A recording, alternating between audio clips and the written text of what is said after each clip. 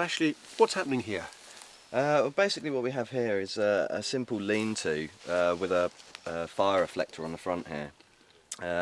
We've used a couple of handy trees, put a branch up across there, it's mostly sort of beech and hazel. The back part of it, we've got a woven section along the back there, so if you look at these branches along the back here, we've woven them in and out of the supports. We put some tarps on there just to make sure it's properly watertight, and then we've covered it over with the natural fibres, the firs and beeches around the back, and then the moss on the top just to help bed it all down. What is it? It's a shelter. I mean, we would sleep in here. We're actually going to use it to store some stuff in, and the idea would be if you were sleeping on this area here. Yeah, let's go in. Yeah. What we'd normally do is if we were in here sleeping, we'd have the fire going on outside, and the heat would be coming in, reflecting up off the back here. And the reason we put the little front section on here is just to stop all the heat from coming back out again. So as we warm this space, the heat's going to rise up, it's going to come back off here and roll back down to where you are to keep you nice and warm, keep the heat in, and keep you nice and dry. And how long does something like this take to make? Well, we've been on and off between the four of us this morning. We've put this up pretty much this morning. The main roofing beam and some of the larger struts across the back were up. But the rest of it we've just thrown together this morning. And is it completely waterproof? It's, yeah, pretty much waterproof. It's going to keep you dry unless there's like a torrential downpour or something. You'd be plenty dry enough in here, especially with the fire going outside. That would keep you good. And what sort of sheeting is this that you've used? This is just some ordinary camping ground sheet, just PVC stuff. We've just thrown that over to keep it watertight for the long term. Right.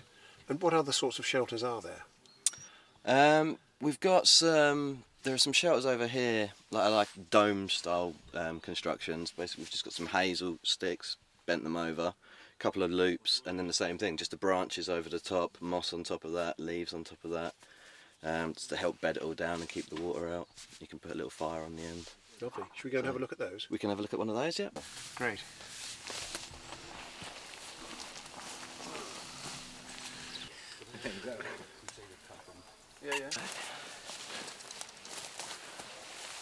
Okay, here we have just a single man dome. We can see we've got the hoops running over from side to side, and they're making the ribs on the way down. We're putting in these side struts just to hold everything together. One across the top, one each side. Tarp over the top of that. How have you fixed this? Basically we just use some string here just to tie off the cross members up the top and at the sides along the length. Got a little V at the other end just to help the rain come down off the other end.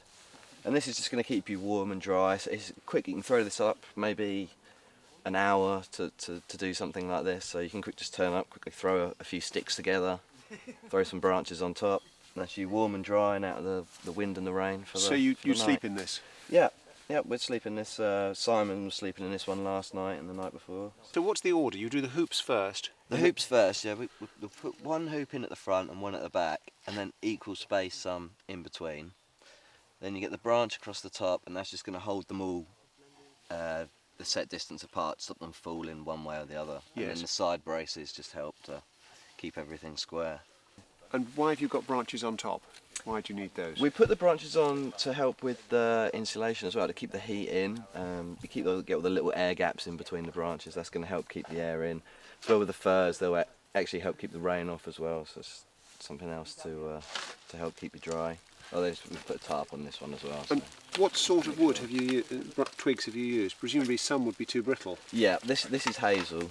We're bringing this in because it's nice and flexible. It's not going to snap as you bend it over. And then I think it's actually got hazel supports down the side as well. So this is almost all hazel in here. And what do you do with the ends then? Are they buried in the ends? ground? Yeah, we just sharpened off the ends, stuck into the ground. Much the same as a croquet hoop. Stick one end in, stick the other end in. Sweet. When you're sleeping in there, do you cover the end of it? No, the end would stay open here. If you were finding that you were getting particularly cold, you could have a little fire going just outside here, and the heat will come in, bring the heat in for you, help keep you warm. Great. And this is just another piece of.